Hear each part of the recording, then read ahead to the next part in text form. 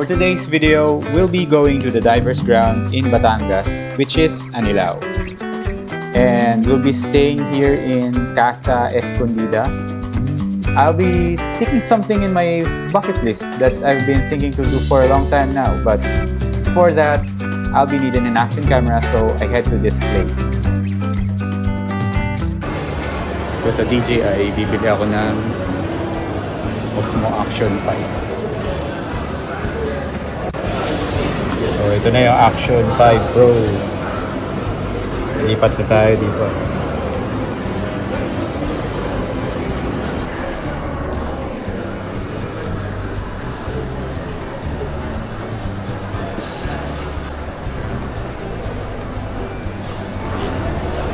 So dito na. Bili na tayo ng Action 5 Pro. Titingnan natin mamaya sa bahay. I-test natin. Galing DJI. Test natin kung gaano pa talaga reliable yung audio niya. Hindi ko pa na-test yung mic mini. Ko-connect natin and then try natin sa scuba diving sa Sabado.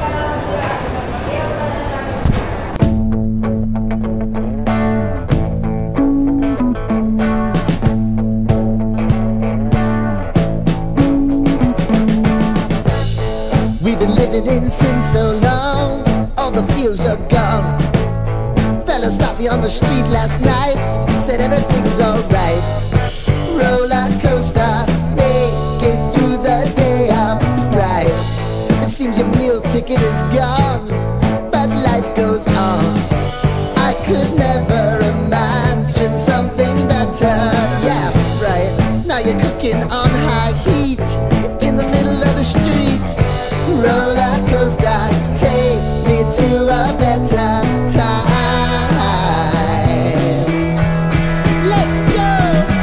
All sing your high line with the roller coaster of life. Yeah. It's time to all choose your timeline on the roller coaster of life.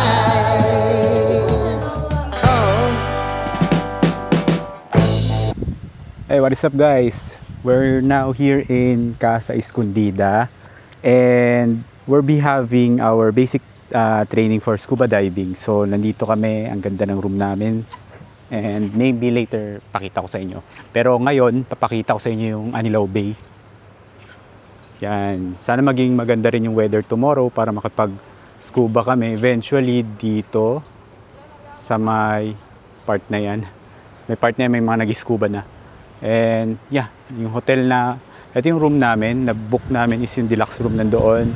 Facing siya sa pool. Maayos, ang ganda, ganda ng lugar. Ito ako sa sa kanilang parang beachfront, sand front or anything.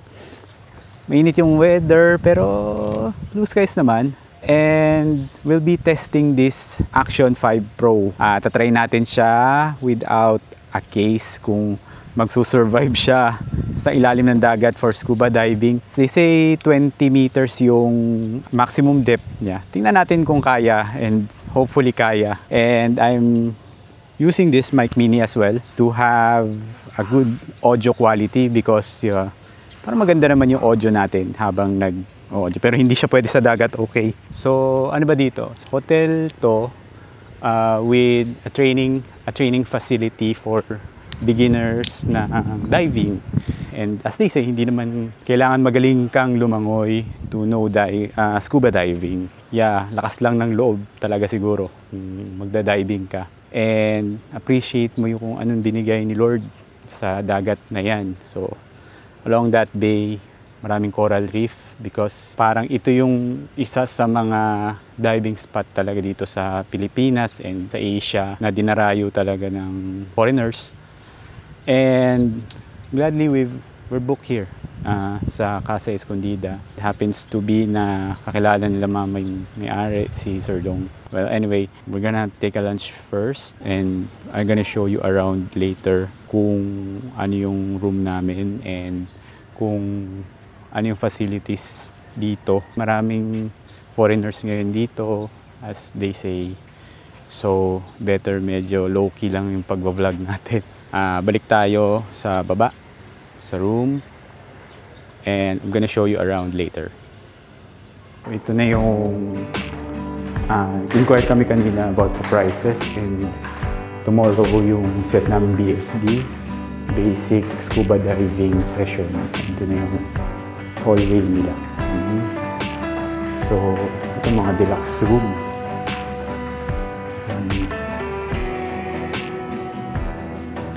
Ayos. Quiet lang kasi may mga natutulog na divers rin dyan. So, ito yung mga nakuha nilang photos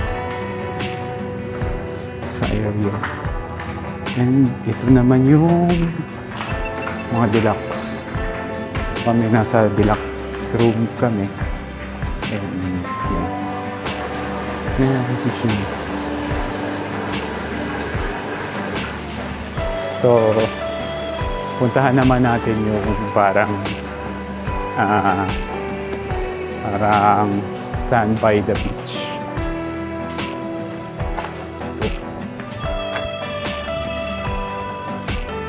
Yan.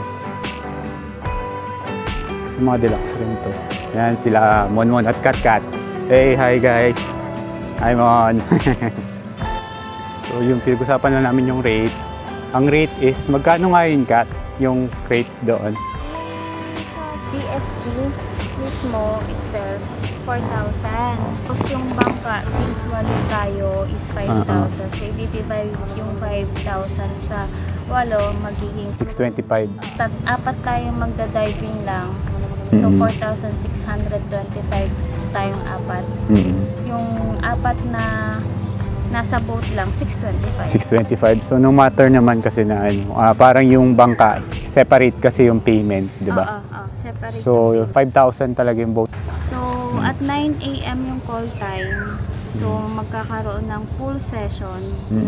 After pool session, mag-beach na tayo. Oo, doon na tayo sa Session dagat na. session. So, good for 3 hours din yun. So far, okay naman. Late check-out. Discharge pasyente. Pwede pang may offer pa silang massage in case napagod sa diving. So, papapirmahin lang tayo ng waiver. Yan. So, tingnan nyo lang kung meron kayong pinagdadaanan sa buhay. Check nyo lang. Dapat maging honest lang. So, para prepare rin sila kung in case sa safety ng bawat divers. So, ayun, mamaya try namin maligo sa baba. Tapos, ang location pala nito, katabi niya yung camp ni Tanya, yung nandito. So, i-drone ko, try ko i-drone kung hanggang saan yung aabot. Tingnan natin yung view sa taas. So, room tour lang tayo mabilis. So, ito yung room namin, yung deluxe. So, ito yung kwarto.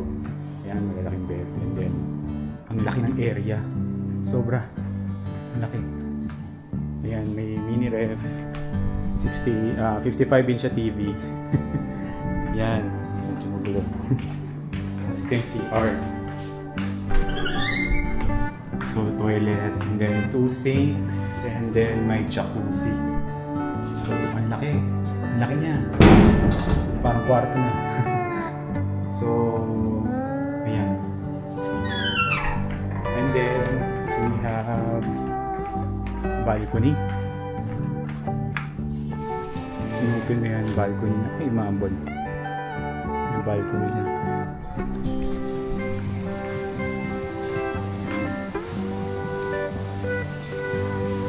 So, yan.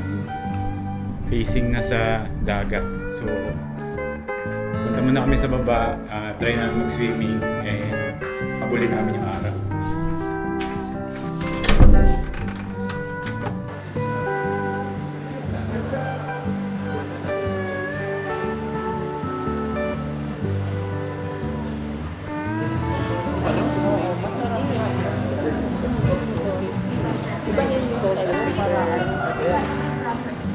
So we're having a lunch now. Ayan. So ito yung akin. Taniki. And sham shake. Sinigang. Ayan. Kain muna. Kain muna kami.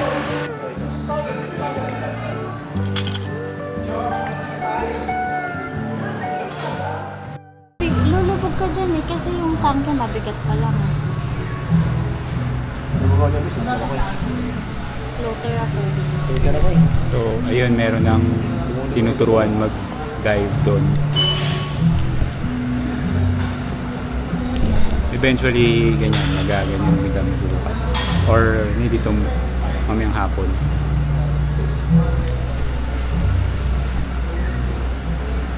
Ang 4 meters, ilan ba sa bit?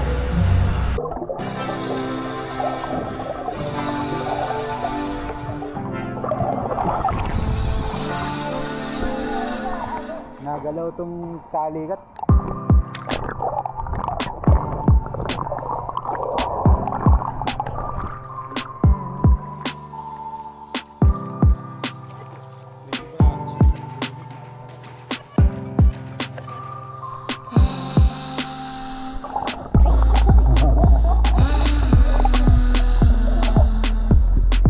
Mataas pa mo.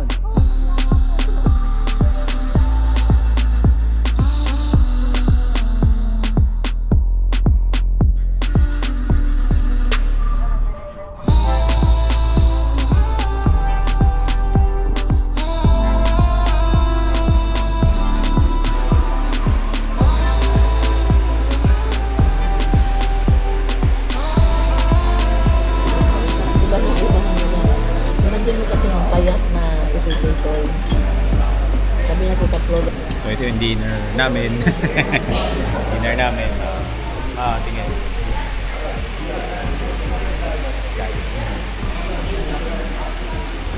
Salpikaw. Ay ano, chicken a la pobre. Bakit chicken alam? Chicken a la pobre. Chicken a la pobre. Walang ano, budget meal siguro. Just na pansit, spaghetti. Cut na lang. Yung spaghetti ka pala, Mon? Wala pa. Wala pa. Kain muna kami.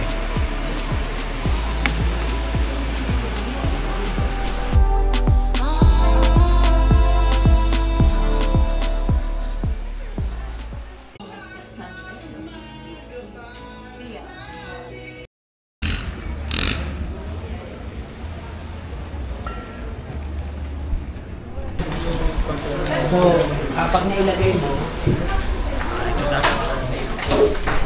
Hi, sir. Ay po. Hello, vlog! Ito bigat. Hindi po sure. Wala mo na Sure. dyan. Wala daw muna. Ha? Sinukat lang muna. Yan. So, nag-fit na kami ng gear. So, nahanap pa yung mga size namin. 9 a.m. yung kaya lang ha. teka lang. Kaya lang sir, saglit lang po, saglit lang. 9 a.m. yung ano namin, schedule. So, medyo busy na yung ano, yung pag-fit.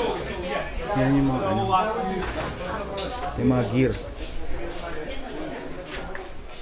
Yan. Mga wetsuit, mga BCG na ano, mga aerators at saka regulators. Eh kuya. Sige po. check lang. Okay. Eh kuya. Hi, vlog! Busy din niya, ma'am. Bago tayo mag-start, Hello vlog muna. hi guys. Yung may napirma na kayo sa taas? Yung yes, ma'am. Ay, yes or no? Sir, Okay. dati ba sinagot niyo doon, yes or no? Okay. Akala namin, puro yes eh. Mga first time nyo pa, first time? Don't worry, first time din. Just me, Marimar. Taga dito lang po kayo? Sa Manila. Kala mo naman, taga dito na nagsasalita ang Diyos mo yung Marimar ha. Diyos ko po, Rude. Yung lipad, sir, yung lipad. Okay na, tapos sila yung Ito, sir. Ito, tawag nito. Ang ating mga kapatid, sir. Yan na. Sige pa na nito. Ganyan po talaga ang wetsuit. Kasi kung medyo malog yan, yung tubig, goes in and out. Hindi, pumapasok din yung tubig dito, pumapasok din. Hindi siya dry suit. Okay. Iba pa yung dry suit sa wet suit. Pero dapat snag fit siya para yung water. Pag nag-in and out kasi yung water, magkukos siya ng cold sa atin. Lalamigin tayo. So dapat ganyan yung, dapat lapat na lapat siya sa balat natin. Kung muna lang kayo tanong. Pare, wala bang pa sila kuhan? Ano, sir? Siya, baka may grabe yan. Kailangan basahin pala to.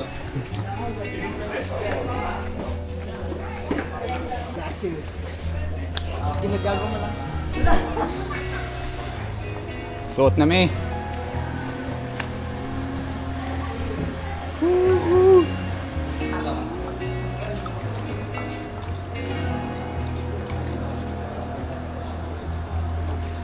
Ayun, cut. May ano rin, may taga-sukat.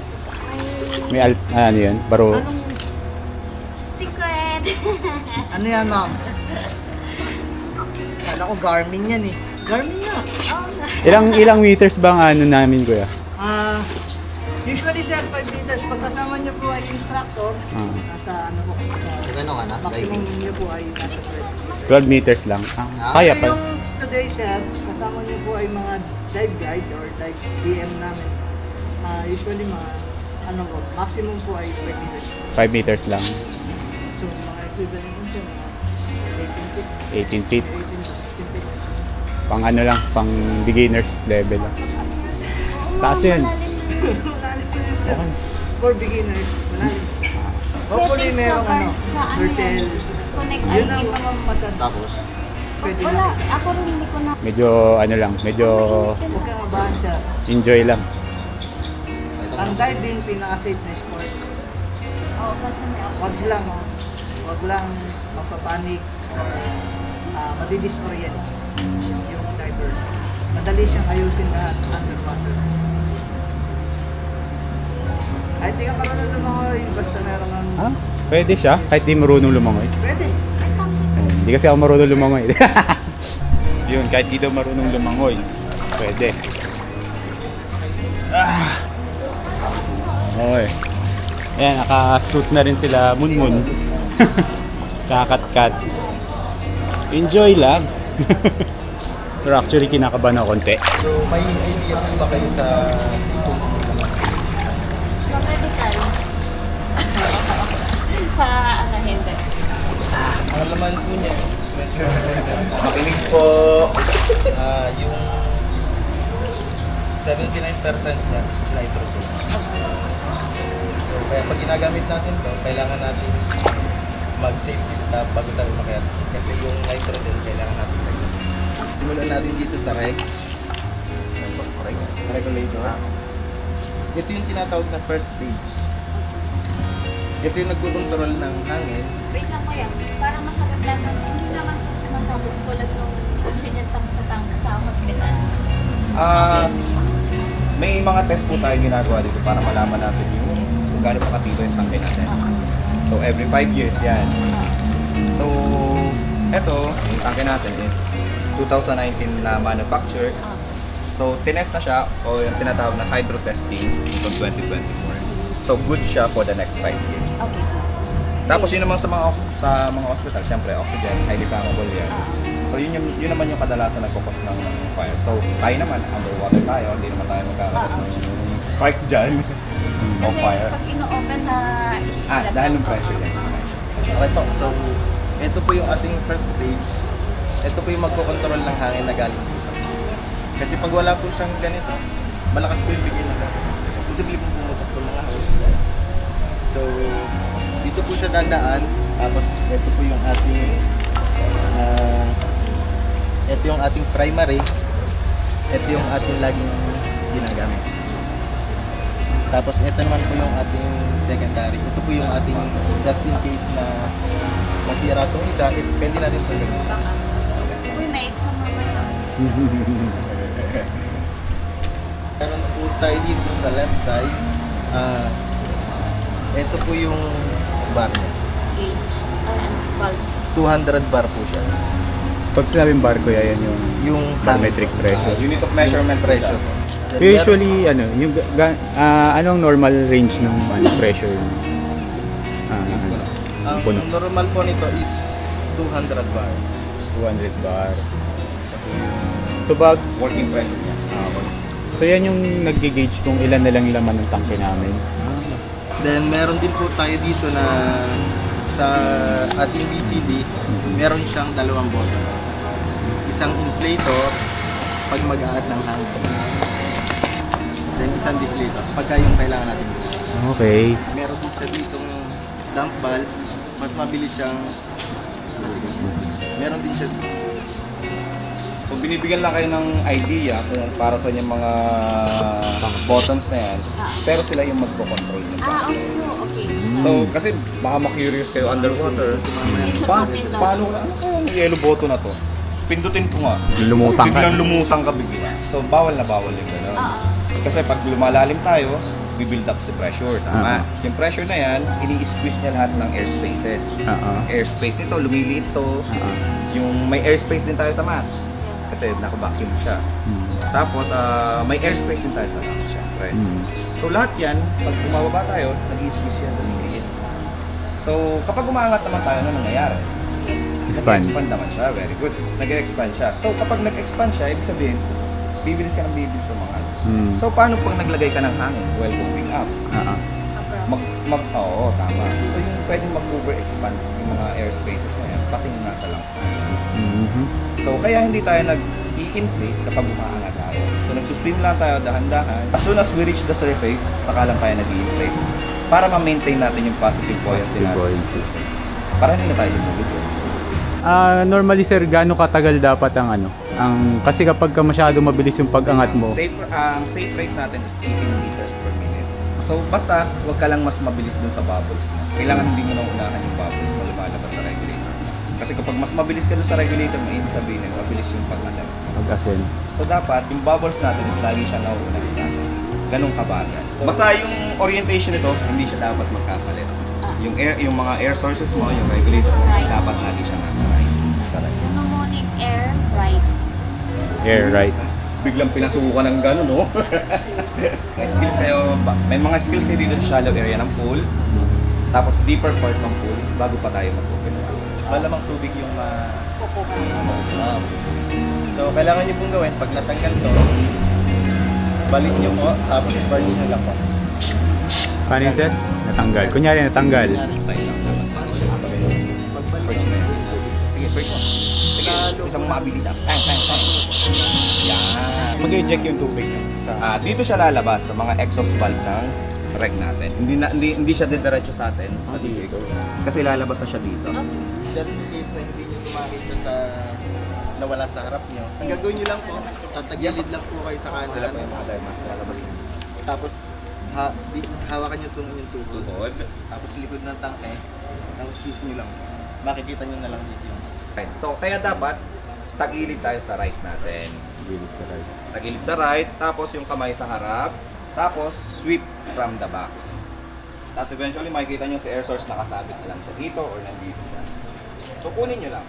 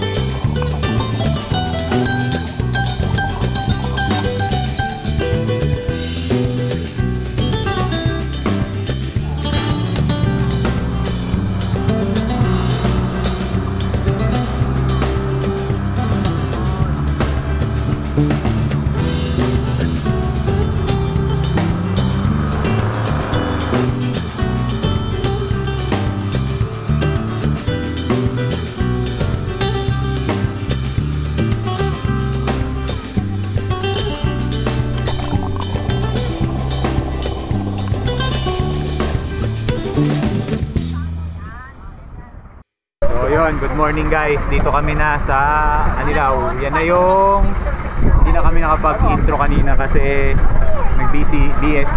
basic scuba diving training kami kanina bago pumunta sa laot. So, ito yung laot. Back rolling na entry kami. So, una likod, tapos una likod tangke, tapos yun yung yung pagpunta namin sa ilalim. Anyway, hindi talaga marunong kumangoy, and medyo may fear ako sa tubig na malalim, pero it's time to face your fears. And kanina sa training, mas malalim pa yung swim namin. So, nakalimutan ko ilang meters, pero mas malalim pa daw yun. And then dito, enjoy na lang kami. Dito namin i-explore yung mga corals, mga taklobo, or yung mga beach, mga giant clams, and mga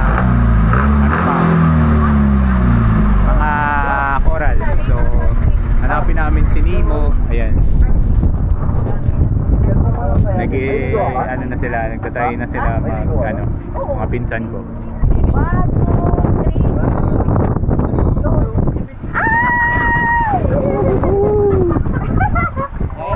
Up, ulo. Yung aladar na. Yung left hand ko sa yeah, ganyan. Tunan nyo lang po. Parang mabigat sa kanan. Hindi pa. Ay pa.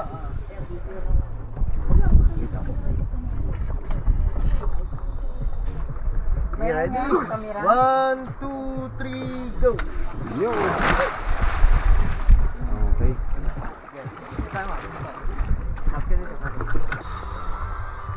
Umaangat yung life dyan kasi hindi nakatali dito sa ilalim. Okay, 1, 2, 3, go!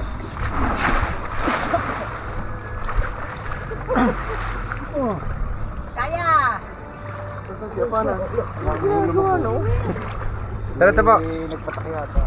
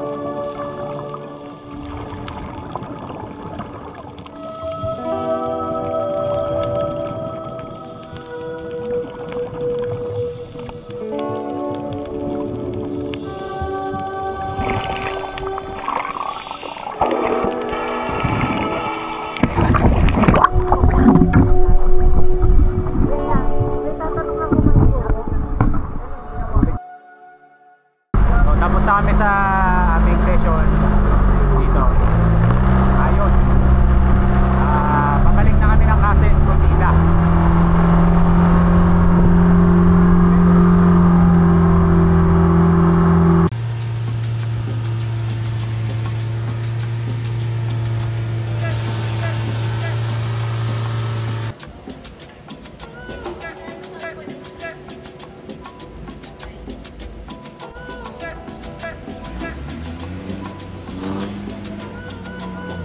So dito na kami ulit sa Casa Escondida. Yan. Ayan, sa Lamonmon. Yan. So ayos. Thank you sa mga ano namin, boatman tsaka instructors. Enjoy namin yung area. Kain na kaming lunch.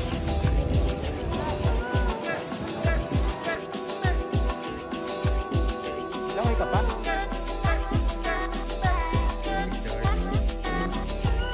So yan.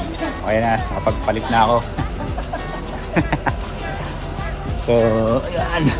Shoutout nga pala sa kina Sir Jason at Sir Lawrence, mga instructors namin. Ayos. You help us to to take our bucket list sa mga gusto namin gawin. And right now, ayan, papalit pa si Monmon, and mamaya kain kami for lunch, and yeah, para fulfilling day talaga.